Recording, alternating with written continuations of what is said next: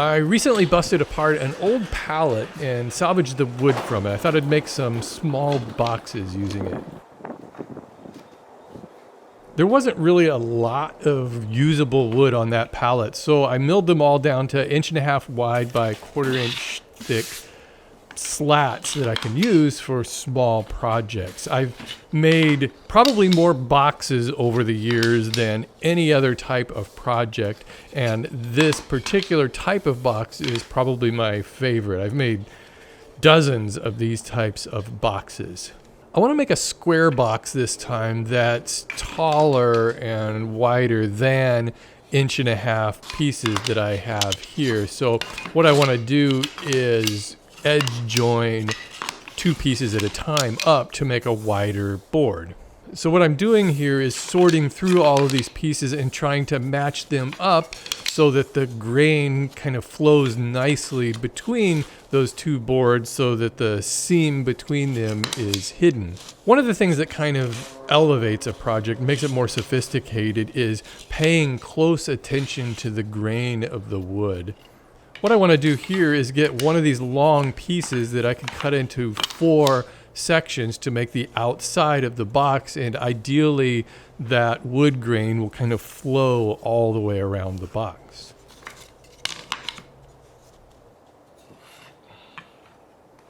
I like to use pipe clamps for all of my panel glue ups. They're probably not ideal for such thin boards, but I can make them work. Probably the best solution for gluing up panels are parallel clamps, but I don't have any of those. I apply a thin bead of wood glue along one edge, and then I just spread it out with my finger. Knowing how much glue to use when gluing anything together is just one of those things that just kind of comes with experience. The ideal is you want just enough glue that when you clamp the 2 pieces together, you get a small bead of glue that squeezes out at that seam. I'm going to put another clamp on the top side of these boards to kind of even out that pressure.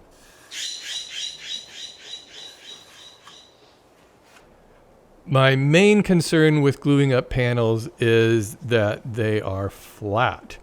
So I'm just checking it with a square, and this one actually seems good. I was not expecting that. So let me get on to the next one. I just use whatever clamps I have. I don't have a lot of clamps. These are some longer pipe clamps, which probably looks kind of silly for such a small project, but it's what I've got. As I was clamping this one together, I noticed it wasn't completely flat, which actually is more normal than not.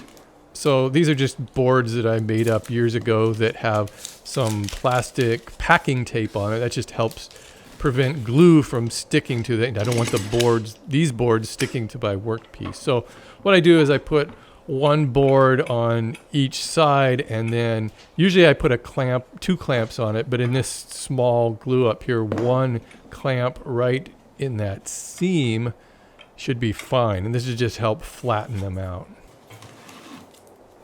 I'll apply a lot more pressure on these clamps to make sure that the boards are flat. Usually the glue dries in just an hour or 2 before you can remove the clamps. You can see all these clamps here. It kind of looks ridiculous for such small panels, but that's just the way it is. In this case, I had other things to do, so I just let them sit overnight, and then I can come back here and remove all of these clamps.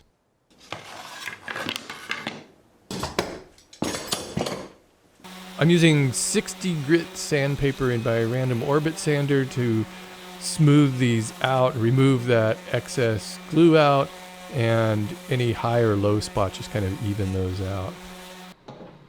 I forgot to put that piece of plywood down. My workbench is got a lot of crud on it, and I noticed that when I sand boards on it, the underside of the board collects like old glue from previous projects, and you can see I've got like patches of blood there from last Halloween.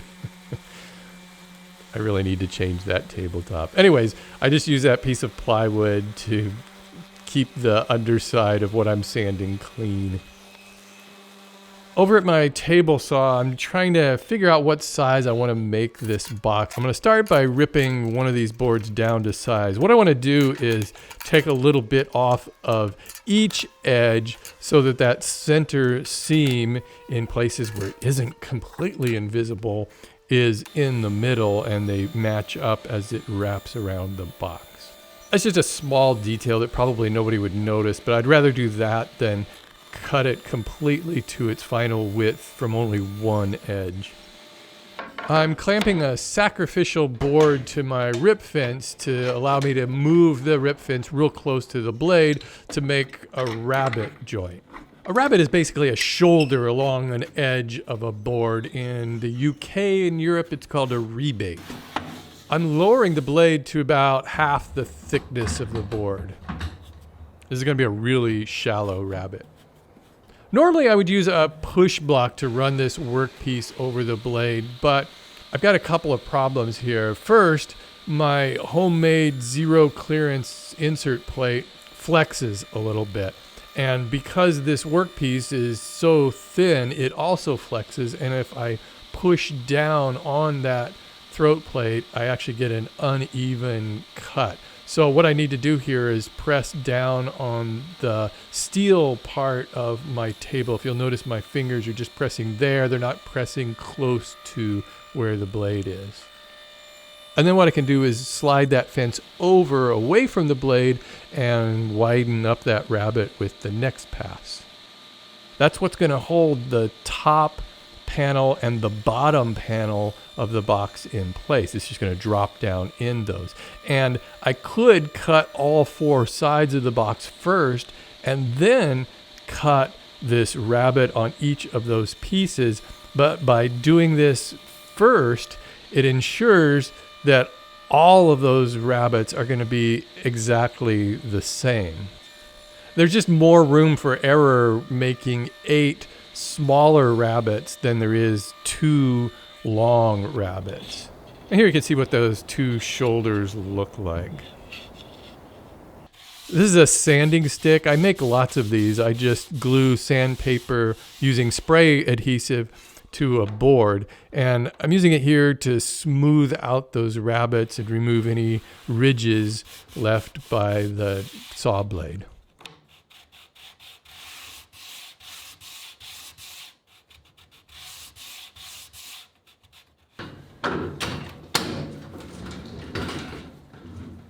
For this next operation, I need to pull out my router table.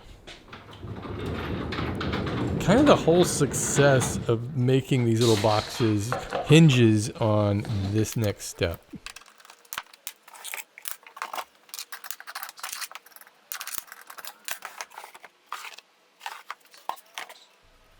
I'm installing a 1/4 inch straight bit into my router.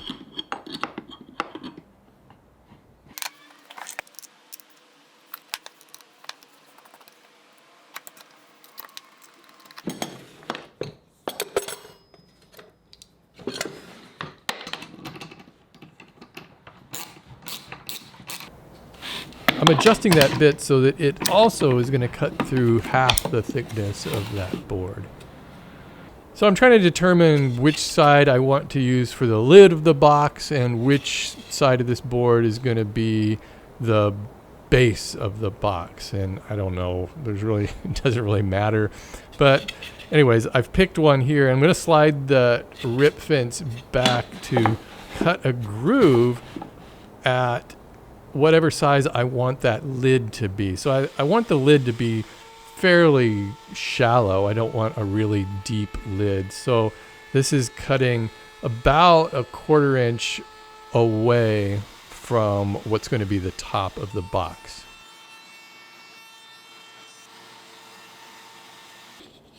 So here you can see the 2 rabbets and the groove. That thin raised piece is going to be the lid of the box.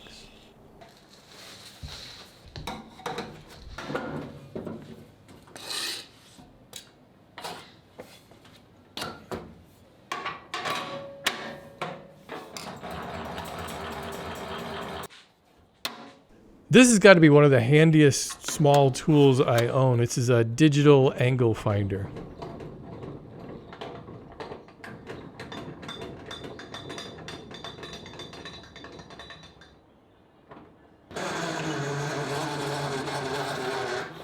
I'm going to use this crosscut sled to cut these pieces out. This one is dedicated for 45-degree angles so that that blade can fit in there nicely. The first cut will just establish that first mitered end. Now what I can do is clamp on a stop block onto that fence and cut out all 4 pieces to the exact same size. This is going to work out better than trying to use my miter gauge because both sides of the workpiece are supported. This is going to give me a cleaner, more accurate cut.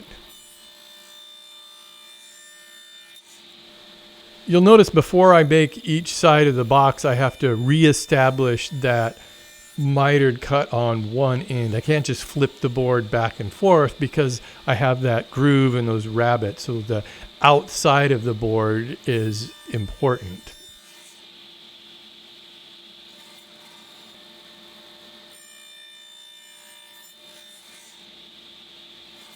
Sometimes making miters like this can be a little bit confusing. You got to just kind of keep in mind which way that bevel is headed. Here I'm just kind of playing with the order of the pieces to make sure that that grain is all flowing around the box nicely. I'm going to dry assemble this and hold it together with some rubber bands so that I can cut out the top and bottom panels.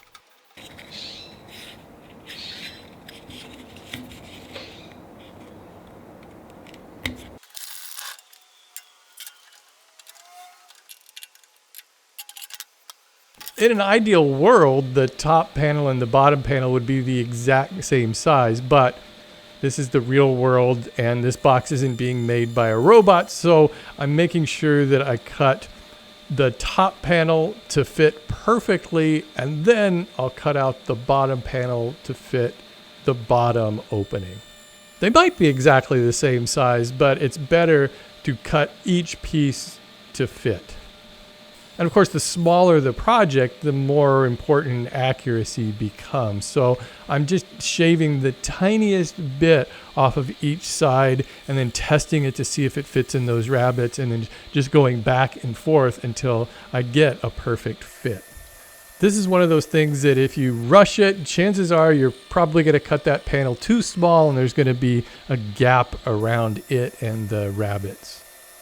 I want this to drop down in there nicely without forcing it, because if I push it down too hard, it might expand the rubber bands, and then that would be an inaccurate fit.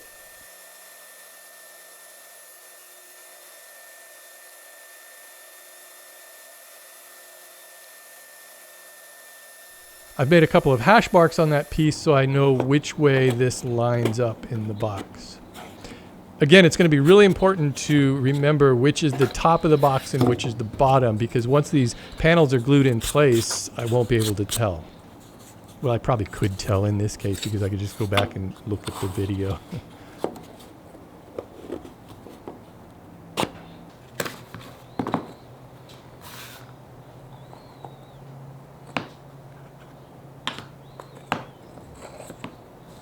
I like to glue up the entire box at once, all 4 sides, and then the top and the bottom, rather than glue the 4 sides, let them dry, and then come back and put it the top and the bottom, because that top and the bottom piece are kind of help it all square up and fit together.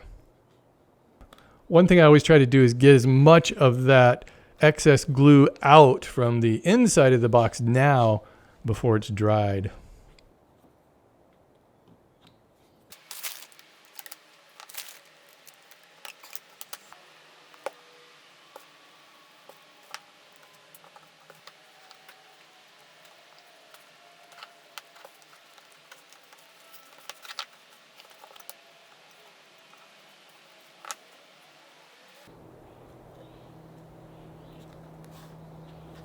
I'm going to use one clamp with very light clamping pressure to hold the top and the bottom in place.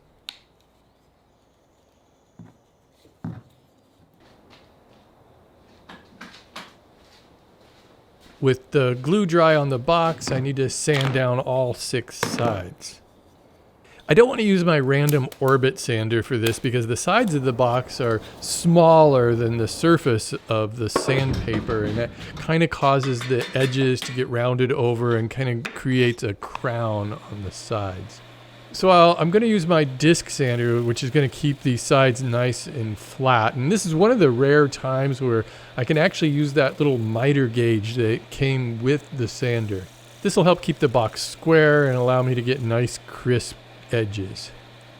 The thing about using the disc sander is you got to keep the workpiece in constant motion to avoid circular sanding marks. I did still get some sanding marks, so I used a sheet of sandpaper to sand those smooth. Here again, I can keep all of those edges nice and crisp by holding the workpiece rather than holding the sandpaper and trying to sand all the sides of the box. And it occurred to me I should probably put a piece of tape on the bottom of the box to remember which side is the bottom, since I'm sanding off all of those pencil marks I made earlier.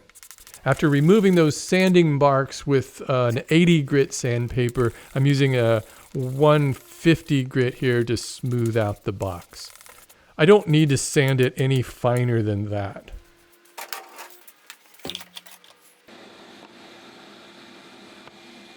This is an extra piece left over from that board that I used to make the sides, and I always like to have extras so that I can run tests. And so what I'm doing here is I'm sliding that fence back to where I'm going to cut on the outside of the box using that same router bit I used before.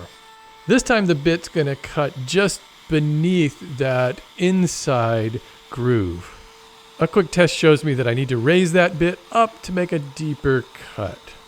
Ideally, this groove around the outside of the box will cut just up to that inside groove to the point where the box should just come apart. And from this test, I can see how that lid is going to slide down onto that lip.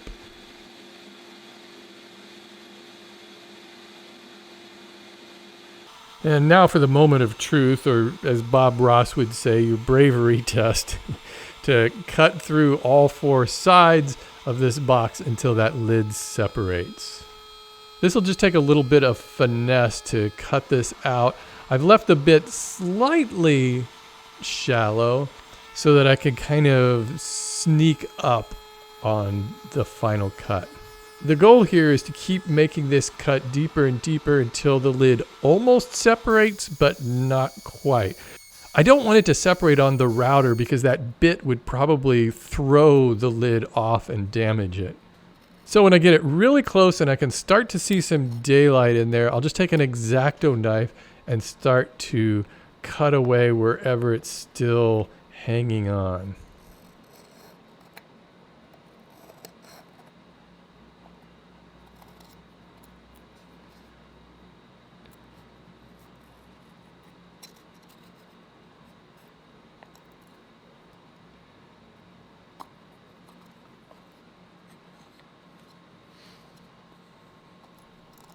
Now with the lid separated, I can clean up the inside of the box and make sure everything fits perfectly. The longer I do woodworking, the more I'm drawn to simplicity and economy of design. I think a lot of people have a misunderstanding of simplicity and confuse it with inexperience or lack of sophistication, but I would contend that the opposite is the case. A number of years ago, I posted a video called How to Make a Simple Box, and a lot of the comments I still get to this day are from people who came across that video for whatever reason and are disappointed because I used a table saw and other power tools. Common comments will say things like, "How do you expect a beginner to make that? No beginner has all those machines," or "You should be using a handsaw and simple tools that normal people have." This is a fundamental misunderstanding that equates simple design to simple tools or simplicity with a beginner. New woodworkers may shun simple projects thinking that they're a display of their inexperience. But if you're looking for your next woodworking challenge, instead of searching for the most exotic wood combinations you can find, or buying gallons of epoxy, or adding LED strips. Take a step back and work on perfecting fundamentals, simple construction and designs. Building an unadorned box with perfectly fitting miters, crisp edges, straight, practical joints, beautiful grain consideration, pleasing proportions, and a smooth, tactile finish is a great test of your skills. And what you might discover is that non-woodworkers, regular normies, are inherently drawn to simpler pieces without distractions. Projects that kind of force them to examine those miters or pay attention to the way the grain flows. People subconsciously knows that what you've done is not only a craft, but art. This is a chamfering bit I'm putting into my router. It cuts a 45-degree bevel along the edge of a board. I'll use this to cut a real tiny bevel along the bottom of the box. This will create a small shadow line as the box is sitting on a table. It kind of makes the box look a little bit lighter and more elegant. I'm also cutting a bevel on the lid of the box. This is called a reveal. It's purely aesthetic. It just makes a nicer look to have a little bit of separation between the lid and the body of the box.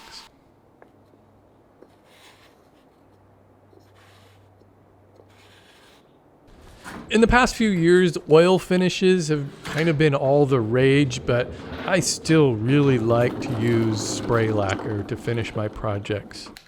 I think what a lot of people don't understand with oil finishes is that those are maintenance finishes, and every year or so often you're going to really need to reapply that oil to keep the project looking nice. Especially something like a small box that's likely to have dust settle on it or is going to be handled frequently. Lacquer just provides a really nice looking durable finish that doesn't need any maintenance. I'll put on 3 or 4 coats of this spray lacquer, waiting about 10 or 15 minutes between coats. To me, the finish on a project should not only make it look great and help the project to last longer, but it should also feel really nice when you touch it.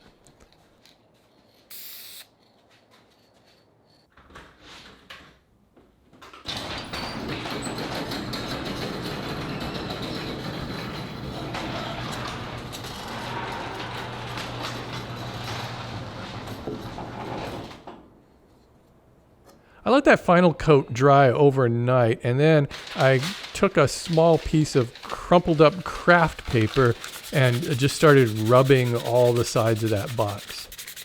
This is one of my favorite techniques for finishing any project. It really buffs out that final coat and adds a nice sheen to the project, and then just makes it feel silky smooth to the touch. And you really can't buff it too long. The longer you buff it, the nicer that finish is going to be.